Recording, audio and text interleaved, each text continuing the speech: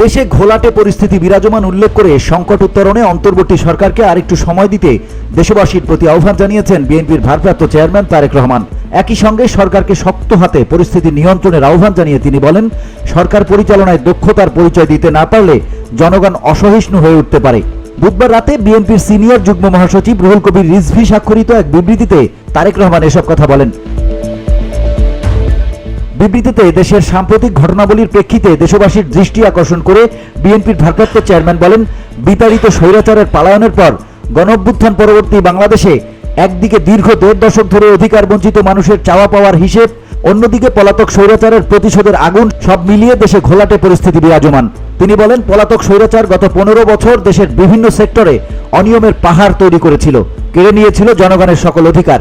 সেই হারানো অধিকার পুনঃপ্রতিষ্ঠা আর অনিয়মের পাহাড় ভাঙতে স্বৈরাচার মুক্ত পরিবেশে বর্তমানে বিভিন্ন শ্রেণী পেশার মানুষ দাবি দেওয়া নিয়ে রাজপথে নেমে আসছে।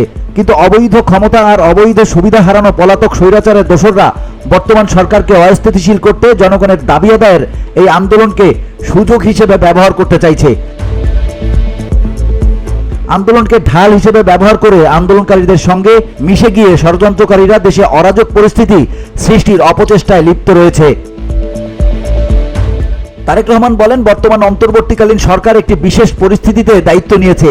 দায়িত্ব নিয়েই এ সরকার পলাতক স্বৈরাচারের রেখে যাওয়া ভঙ্গুর রাষ্ট্রে স্থিতিশীলতা বজায় রাখার চেষ্টা চালিয়ে যাচ্ছে।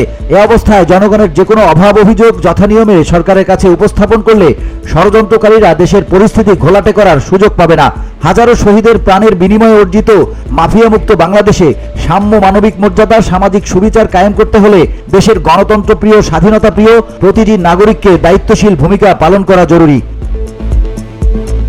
দেশের চলমান পরিস্থিতিতে দেশপ্রেমিক জনগণের প্রতি আমার আহ্বান, সরকারকে আরেকটু সময় দিন, আরেকটু ধৈর্যের পরিচয় দিন, শান্ত থাকুন, পরিস্থিতির উপর সতর্ক এবং সজাগ দৃষ্টি রাখুন। দল, মত, ধর্ম, বর্ণ নির্বিশেষে আমাদের প্রত্যেককে মনে রাখতে হবে, গণতন্ত্র প্রতিষ্ঠার যাত্রাপথে ষড়যন্ত্রকারীদের বাধা বিচক্ষণতার সঙ্গে অতিক্রম করতে ব্যর্থ হলে স্বাধীনতাপ্রিয় জনগণকে চরম মূল্য দিতে হবে।